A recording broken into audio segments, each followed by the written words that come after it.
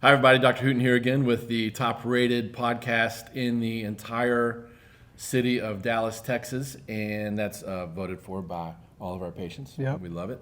And sitting here with my good friend Andy Barrera, who is responsible for our podcast, and we got to talking after our last episode here about cancer, about this mindset stuff.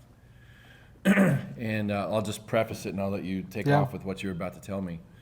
You know, we all have our things. Like if we go through this list of cancer fighting stuff and mindset, food, spine, or whatever, you know, I have hang-ups.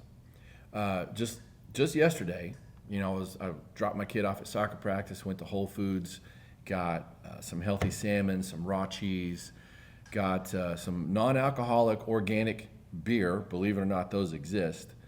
And in the container right next to the non-alcoholic stuff, of course, is the regular beer. And I was like, grab me one of those bad boys, threw it in the cart. I got up to the checkout, and I was just overcome, not with guilt per se, but it was a negative stress because I knew I would have to hide that from my kid or my wife, patients. And I don't want to do that. That is a real quick way to build up your negative stress if you're hiding something. That is a bad place to go.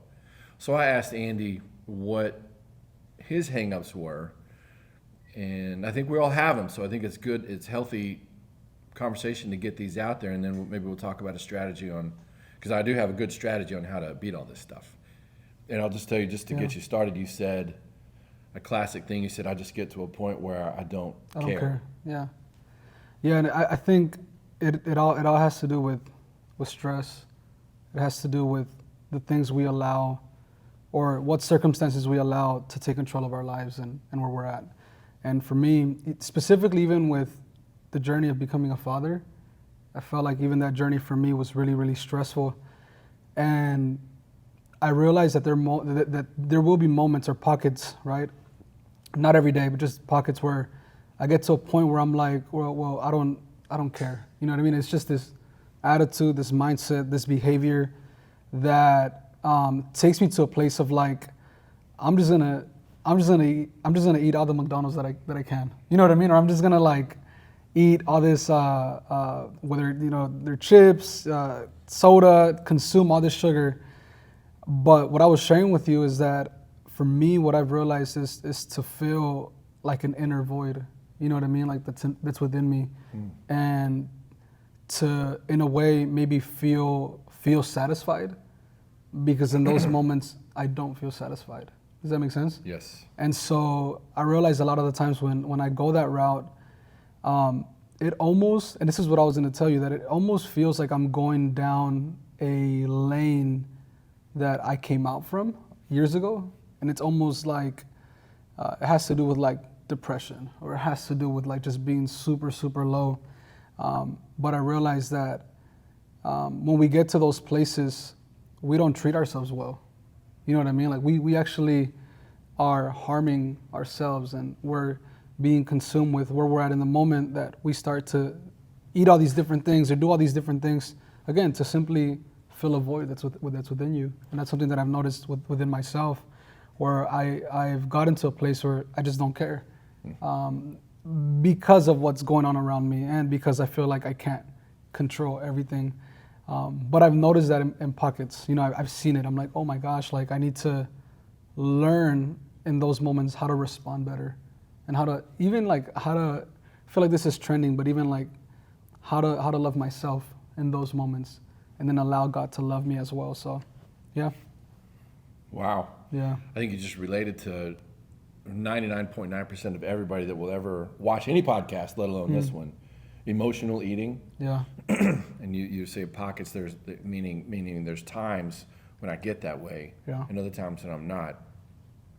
There are some real chemicals involved in your brain with this. Dopamine being the huge one. And you mentioned depression. We've all had life traumas, and those are there. Those are a fact of life, and we don't like to feel what that felt like when a life trauma happened. We want to get away from it, and dopamine is this is why cocaine is so hard to get rid of, and why things like cigarettes and alcohol can be so difficult, because you get used to having that dopamine hit, and it's almost becomes subconscious. Like you said, you just pull into McDonald's, Yeah. knowing I'm going to feel better, at least temporarily. Yeah, that is deep. You weren't kidding. Well, if we're honest with ourselves, we all face that. Yeah. I'm not perfect. You're not perfect. I have yet to meet a perfect human. One exercise that was given to me a long time ago, and this is how I put that beer back, by the way. Had I not been doing this exercise, I probably would have drank it. Yeah. And I'm not emotional about that beer. It's just the whole idea that I ever hid things like that from anybody that I love. Yeah, but I put it back, and I had no regrets. Like when I put the beer back on the shelf, I didn't regret. I didn't go like this, and put it back up there. If I had a feeling like that, it was like, come on, man, you can be stronger than that. Well, how do you get strong enough to not pull into McDonald's? How do you get strong enough to throw out the cereal and all the crappy processed milk that's not healthy, the sugars and everything that are in the house? How do you go home and actually clean out your closet? Well, starts with your mind, and that is not a cliche. Because I mentioned the dopamine and everything. In your brain, something like 80 to 90% of all of our behavior is based on our subconscious thoughts and our feelings. So we're creatures of habit, right? So you have to change the habit. You have to get in there and rewire your brain, and that's the exercise that I was told how to do a long time ago. Now, we're Christians. Obviously, we rely 100% on the Holy Spirit. Well, we want to rely on the Holy Spirit. That's what we should be doing. So we try to go there. Do we fall? Sometimes, yes. But we want to get into a place where the Holy Spirit will guide us, that we're listening. And if you're not a Christian, then meditate, right? But when you get into this quiet place, you want to make sure you're focused on something that is positive, something good. So I like to picture myself at the feet of Jesus. Maybe you want to picture yourself at 90 years old with a healthy brain, vibrant, playing with your great-grandbabies. You want to maybe just create that. What does that future look like where it's super awesome, right? And you go into this quiet place, and you're really quiet. When I say quiet, this is what I mean, and this was the exercise that my buddy took me through a long time ago. Imagine you're by yourself, you're in a room. Let's say we're just in this room, right? And we have to shut off the outside world. Like just now, I heard the air conditioning system kick on. I'm totally in tune with this conversation. I can hear that. I'm not letting the negative effects of, let's just say, politics right now. It's a big thing. I'm not letting that come into my mindset in this moment. And you can train yourself that way. So in the morning, the spiritual triathlon says read the Bible, pray, and then spend quiet time. In that quiet time, you literally close your eyes, and I picture myself walking down a hall with doors on either side. And at the end of the hallway is Jesus sitting on the throne. And the goal for this little 5 to 10 minute exercise is I want to get up and sit down with him and just listen. Just be really quiet. And whatever thoughts are popping into my head in that moment, I know those are good. Those are going to be great. What's the plan? Whatever. Well, as I'm walking down the hall, this door flies open, and this negative thought comes in. Like a feud with my family or something. Or maybe it's a bill. I've had a few lawsuits over the years. That would pop into my head, right? And I would just, as I'm walking, I focus on shutting that door. I'm going to focus on Jesus. And eventually I would get down there, and it'd be in such a peaceful place. Now I'm totally zoned in, and I'm quiet. And if something random thought pops in, I squash it. But then something really good will pop in, and maybe it'll be a plan for how to handle a challenge in my life. It'll be an idea for just a gift to give my family.